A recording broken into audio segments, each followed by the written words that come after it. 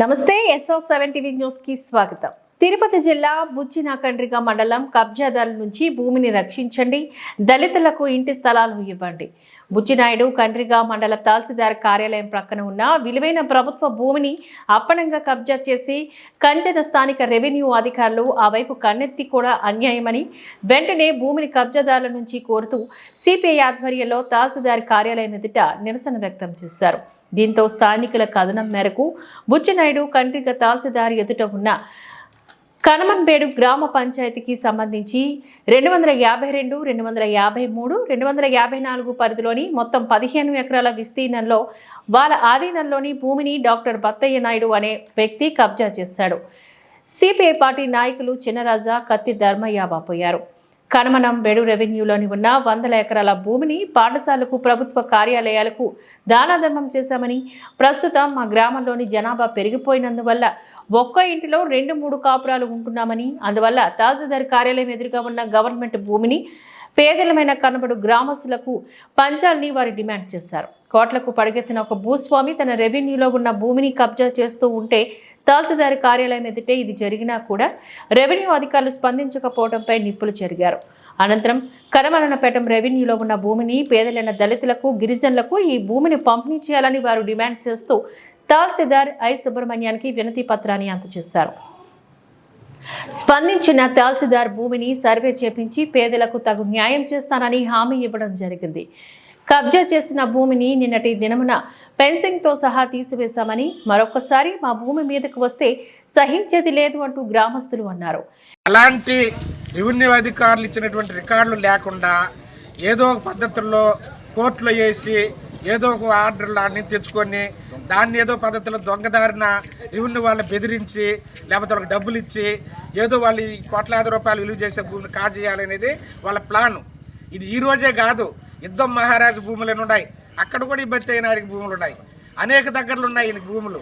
ఈ రెవెన్యూ గ్రామాల్లో, ఈ మన బుచ్చినాయుడు కంటికి రెవెన్యూ గ్రామాల్లో మనం ఈరోజు రీసర్వే కానీ చేయించగలిగితే కారణమెట్టి అనేటటువంటి కంచెనపుత్తూరు రెవెన్యూలో దాదాపు 350 ఎకరాల వరకు ఎవరెవరికో పట్టాలు ఇచ్చుంటే మేము సిపిఐగా రద్దు చేసి ఆడున్నటువంటి దళితులకి, గిరిజనులకి, బీసీలకు కూడా ఇప్పించాం. కానీ ఈరోజు ఇక్కడ ఉన్నటువంటి పేదవాళ్ళు భూదాహం లేకుండా ఏదో వాళ్ళు పోసేటటువంటి సారాయికో లేకపోతే మెహర్బానీకో రైతులు అనేటువంటి వాళ్ళతో వీళ్ళకున్నటువంటి ఆర్థిక, సామాజిక, రాజకీయ ఉన్నటువంటి బలహీనతలతో ఈ ప్రాంతంలో ఉన్నటువంటి దళితులు కానీ, గిరిజనులు కానీ వేలాది ఎకరాల భూములు ఉంటే ఆ భూములంతా ఈ పద్ధతులు అన్యాక్రాంతమైపోతూ ఉన్నాయి. ఫ్రీడమ్ ఫైటర్ అనే పేరుతో, రాజకీయ బాధ్యత అనే పేరుతో ఈ మండలంలో, ఈ రాష్ట్రంలోనే, ఉమ్మడి రాష్ట్రంలోనే జరగనంత భూ ఆక్రమణలు ఈ మండలంలో జరిగాయి అనేది మా దగ్గర ఉన్నటువంటి రికార్డు మేరకు. ఏమంటే అది కూడా చేసింది కమ్యూనిస్ట్ పార్టీలే. రాజకీయ బాధ్యతలుగా లేకపోతే స్వాతంత్రం కోసం పోరాడి ఫ్రీడమ్ ఫైటర్గా వాళ్ళ జీవితాలు నాశనం చేసుకున్నారు, వాళ్ళకి అనారోగ్యంగా ఉన్నారు, వాళ్ళ పిల్లలకు పెళ్లిళ్ళు చేయలేకున్నారు. కాబట్టి వాళ్ళకి అందరికి కూడా వాళ్ళకి ఐడెంటిటీ కార్డులు ఇవ్వండి, గుర్తింపు కార్డులు ఇచ్చి వాళ్ళకి రాష్ట్రంలో ఎక్కడైనా భూములు ఉంటే వాళ్ళకి ఇవ్వండి, దాని ద్వారా వాళ్ళు బాగుపడతారని చెప్పి తిప్పించింది కూడా కమ్యూనిస్ట్ పార్టీ. కానీ ఆ ఫ్రీడమ్ ఫైటర్స్ రాజకీయ బాధ్యతలు భూములు తీసుకోవాలంటే వాళ్ళు ఏ జిల్లాలో ఉండారో ఆ కలెక్టర్కి అప్లికేషన్ పెట్టుకోవాలి. ఆ కలెక్టర్ మేము ఈ మండలాల్లో మేము భూమి ఇవ్వలేదు, ఆయన ఏ మండలంలో ఉన్నాడంటే తహసీల్దార్ కూడా మేము మీకు భూమి ఇవ్వలేదు కాబట్టి పక్క మండలం, పక్క జిల్లాల్లో తీసుకోండి అని చెప్పని ఒక ఉత్తర్వు ఇవ్వాలి. ఆ ఉత్తర్వు తెచ్చి ఇక్కడ ఉన్నటువంటి కలెక్టర్కి ఇచ్చి ఏ మండలంలో భూములు ఉంటాడు తీసుకోండి అని చెప్పి ఇవ్వాలి. కానీ ఇవన్నీ ఏం జరగకుండా ఈ మండలంలో ఏం చేస్తారంటే ఆ ఫ్రీడమ్ ఫైటర్ సర్టిఫికెట్ లేకపోతే రాజకీయ బాధ్యత సర్టిఫికెట్ తెస్తే చాలు అటు ఉంటాడు జనాల్లో. జరిగినటువంటి విషయం మీద ఎవరు భూములకి ఎవరు పాలా అందరికీ కూడా ఎందుకు చెప్తున్నామంటే, కల్లమేడు పంచాయతీలో రెవెన్యూ వాళ్ళది కాబట్టి అనేక సార్లు ఇళ్ల స్థలాలకు ప్రయత్నం చేసిన రోజులు ఉన్నాయి. ఇప్పటికైనా మన ఆర్టీ కింద కట్టే ఎవరికి పెద్దగా తెలియదు కాబట్టి రైట్ ఇంప్లిమెంటేషన్ కట్టాం. ఆ రైట్ ఇంప్లిమెంటేషన్ పక్కకు వస్తుంది.